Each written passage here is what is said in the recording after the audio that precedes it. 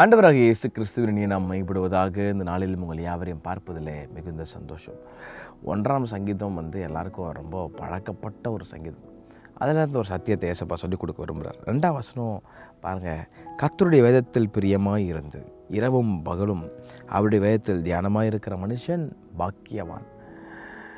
நான் நிறைய பேர் கேட்கலாம், பைபிள் படிச்சுனே இருந்தால் எப்படி அது இன்னும் அது நல்லாவாக இருக்கும் அப்படின்னு கேட்கலாம். பைபிள் சும்மா பைபிள் படின்றீங்களே, இரவும் பகலும் ஒரு வேளை படித்தா போதாதா?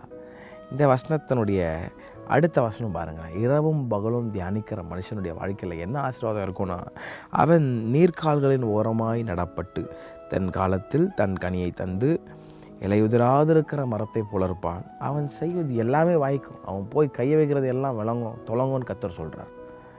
யாரை பற்றி அப்படி சொல்கிறாருன்னா, இரவும் பகலும் தேவனுடைய வேதத்தில் பிரியமாக இருந்து அதை நேசிக்கிறேன். அப்போ ஏசப்பாவுடைய வார்த்தையை லவ் பண்ணணும், அவர் வார்த்தையை நேசிக்கணும், தேடி வாசிக்கணும், நேரம் கிடைக்கும் போதெல்லாம் வாசிக்கணும். சும்மா உட்காந்து மொபைல் ஃபோன் இது பேசுகிற எனக்கும் கர்த்தர் பேசிகிட்டு இருக்கிறேன். நானும் அதை ப்ராக்டிஸ் பண்ண பிரயாசப்படுறேன், ஆவியானவருக்கு விட்டு கொடுத்துட்ருக்குறேன்.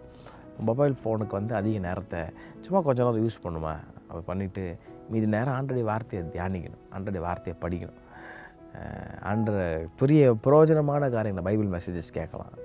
அது உங்கள் காதுக்குள்ளே உங்கள் கண்ணில் ஆண்டவருக்கு பிரியமான காரியத்தை உள்ளே போட்டுரும். இரவும் பகலும் அவர் வேதத்தை தியானமாக இருக்கிற மனுஷன் பாக்கியவான். அவன் எப்படி இருப்பானா, செழிப்பாக இருப்பான்னு கர்த்தர் சொல்கிறான். அவன் செய்கிறதெல்லாம் வாய்க்கும்ப்பா. நீங்கள் செய்கிறதெல்லாம் வாய்க்கணுமா? நீங்கள் செழிப்பாக நீர்ப்பாய்ச்சலான தோட்டத்தை போல இருக்கணுமா? ஆண்டவர் வார்த்தையை நேசிக்க ஆரம்பிங்க. அவர் வார்த்தையை நேசிக்க ஆரம்பித்து பாருங்கள், உங்கள் வாழ்க்கை பிரகாசமாக மாறும். Love God's word. கர்த்தர் தாமே யாரையும் ஆஸ்வதிப்பாராங்க.